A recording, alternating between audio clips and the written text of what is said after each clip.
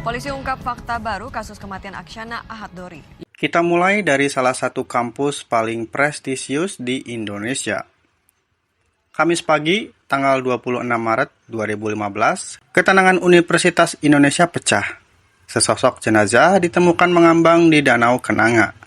Dia adalah Aksyana Ahad Dori, mahasiswa jurusan biologi FMIPA UI.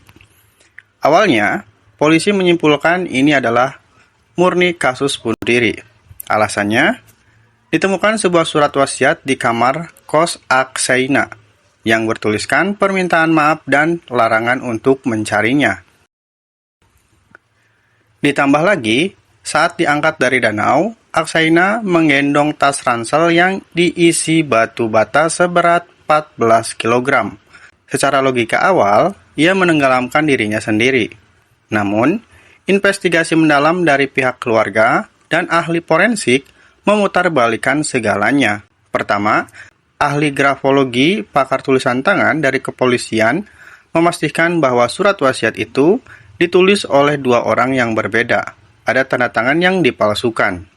Kedua, hasil autopsi menemukan air dan pasir di dalam paru-paru Aksyana, membuktikan ia masih bernapas saat dimasukkan ke air.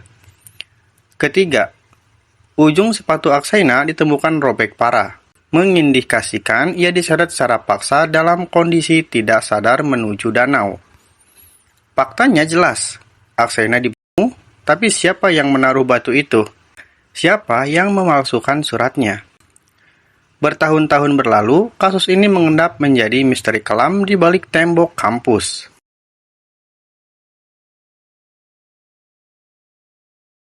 Pemirsa, isak tangis mengiringi pemakaman Andriana Yubela Noven Cahya. Kasus kedua ini adalah bukti nyata bahwa punya rekaman CCTV yang jelas tidak menjamin pelaku tertangkap. 8 Januari 2019, Kota Bogor, seorang siswi SMK bernama Andriana Yubela Noven sedang berjalan pulang melewati sebuah gang sempit yang biasa disebut gang cepat. Ini adalah pemakaman di siang bolong. Rekaman CCTV di lokasi kejadian menangkap semuanya dengan detail yang mengerikan. Terlihat seorang pria berbaju lengan pendek sedang berdiri bersandar di tembok, seolah sudah menunggu targetnya. Saat Noven lewat, pria itu langsung menunjukkan pisau ke arah dada kiri Noven, mencabutnya dan berlari kabur. Noven tumbang dan akhirnya meninggal dunia. Senjata tajamnya ditinggalkan di TKP. Postur tubuhnya, gaya berjalan, bahkan bayangan wajah pelaku terekam kamera. Polisi bahkan sudah memeriksa puluhan saksi, termasuk mantan pacar dan teman dekat korban. Tim kepolisian sampai mengirim sampel rekaman video ke FBI di Amerika Serikat untuk memperjelas resolusi wajah pelaku. Hasilnya, nihil. Pria di CCTV itu seolah lenyap di telan bumi, meninggalkan keluarga Noven dalam penantian keadilan yang tak berujung datang.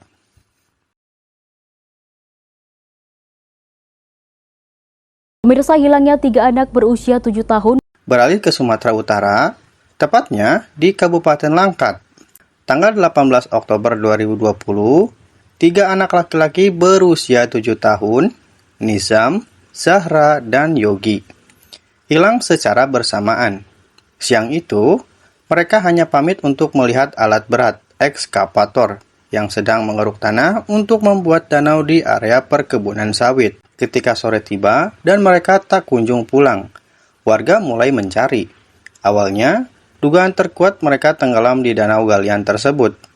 Tim SAR mengeringkan danau buatan itu. Hasilnya, kosong. Tidak ada jejak tubuh mereka sama sekali.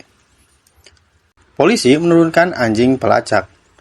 Anjing tersebut mengendus jejak ketiga anak ini dari rumah menuju lokasi ekskavator, lalu jejak itu berhenti mendadak di bibir galian. Tidak ada sisa pakaian, tidak ada bercak darah, tidak ada saksi mata yang melihat mereka diculik. Dan tidak pernah ada satupun panggilan telepon yang meminta uang tebusan. 3 anak kecil itu lenyap begitu saja seperti menguap ke udara. Kasus ini masih terbuka. Dan misteri langkat ini menjadi salah satu kasus penghilangan paling aneh dalam sejarah modern Indonesia.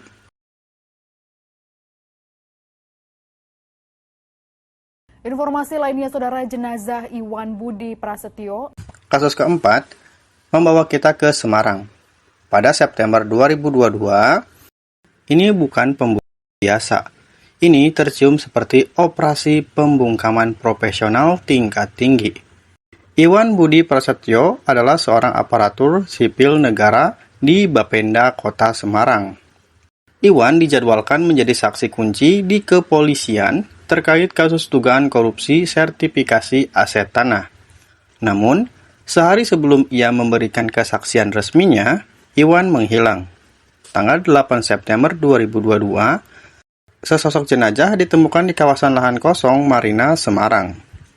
Kondisinya sangat brutal. Jenazah itu hangus terbakar bersama sepeda motor dinasnya.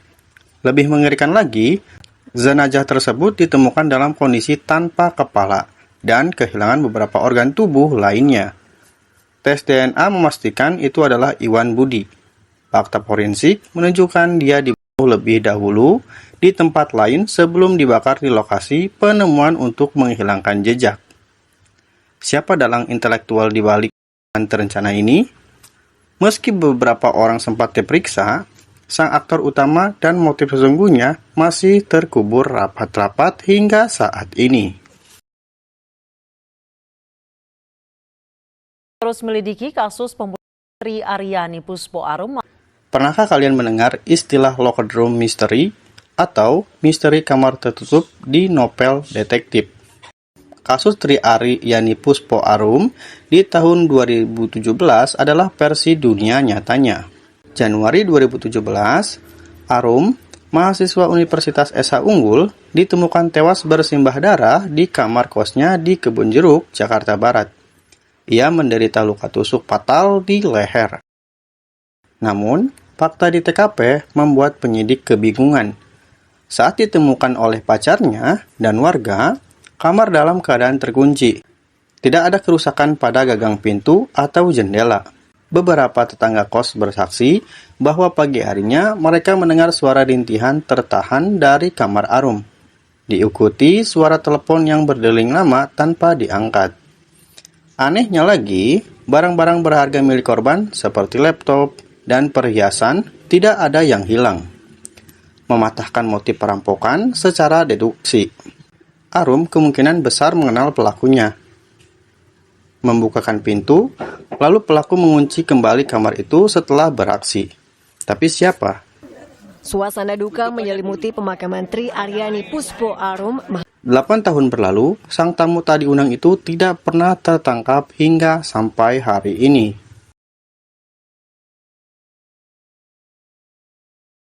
Kasus tewasnya editor Metro TV Yodi Prabowo diungkap polisi. Juli 2020, penemuan jenazah Yodi Prabowo, seorang editor video di stasiun televisi Metro TV di pinggir jalan tol Jor Pesang Grahan, Jakarta Selatan, memicu perdebatan panas nasional. Yodi ditemukan tertelungkup dengan masih mengenakan helm dan jaket. Ditemukan luka tusuk di dada dan sayatan di leher. Pisau dapur ditemukan tak jauh dari tubuhnya, bahkan berada di bawah jenazahnya. Publik langsung berasumsi ini adalah keji.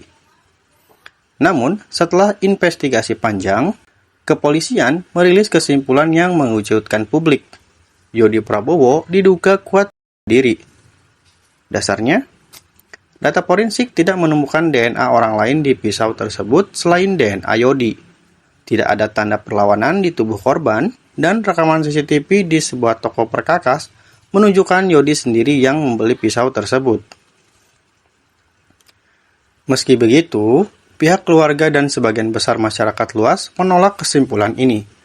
Sangat janggal seseorang mengakhiri hidupnya dengan cara menusuk dadanya sendiri berkali-kali hingga menembus paru-paru, lalu menyayat lehernya di pinggir jalan tol yang sepi. Apakah ini benar-benar bunuh diri yang terencana rapi, atau ada pembunuhan yang sangat cerdas menghilangkan bukti forensik. Kasus ini resmi ditutup, tapi di mata publik, ini tetap menjadi misteri yang belum terpecahkan.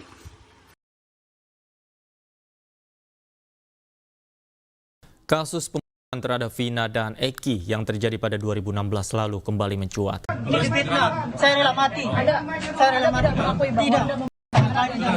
Terakhir, kasus yang meledak di tahun 2016 dan kembali mengguncang seluruh negeri di tahun 2024. Kasus pembunuhan Vina dan Eki di Cirebon oleh komplotan geng motor. Pada awalnya, kasus ini direkayasa seolah-olah kecelakaan lalu lintas. Namun, fakta autopsi membuktikan adanya penganiayaan berat. 8 orang ditangkap dan dipenjara.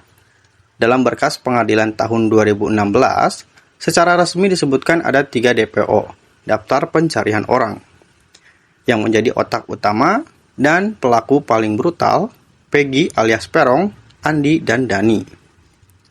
8 tahun 3 DPO ini buram. Ketika filmnya viral di tahun 2024, barulah kasus ini dibuka kembali. Kepolisian menangkap seorang kuli bangunan bernama Peggy Setiawan. Namun, plot twist luar biasa terjadi. Pengadilan mengabulkan pra-peradilan Peggy Setiawan dan menyatakan penetapan tersangkanya tidak sah. Jadi, sehingga ia bebas. Lebih mengejutkannya lagi, pihak kepolisian kemudian menyatakan bahwa 2 DPO lainnya, Andi dan Dani, ternyata hanya fiktif atau asal sebut dari para terpidana sebelumnya. Publik meradang, jika Peggy bebas karena salah tangkap dan 2 DPO lainnya dianggap fiktif, lalu siapa otak asli yang secara sadis membunuh Vina dan Eki malam itu? Misteri dalang utama kasus ini kembali ke titik nol, dan keadilan masih menggantung di udara. 7 kasus, ratusan barang bukti, ribuan teori, namun pada akhirnya keadilan masih belum menemukan jalannya. Kasus-kasus ini menyisakan satu pertanyaan paling mengerikan. Jika pelakunya bukan mereka yang sudah ditangkap, berarti para pembunuh ini masih berkeliaran. Mungkin mereka sedang menonton berita tentang diri mereka sendiri, atau mungkin mereka pernah berpapasan dengan kita di jalan. Dari 7 kasus tadi, berdasarkan data dan fakta yang ada, kasus mana yang menurut kalian paling janggal dan punya teori konspirasi paling masuk akal? Coba tulis analisa dan teori kalian di kolom komentar di bawah ini. Mari kita diskusikan sama-sama. Terima kasih sudah menonton investigasi dari 0 sekian ID. Jangan lupa tekan tombol like kalau kalian suka, dan juga subscribe agar tidak ketinggalan untuk video selanjutnya.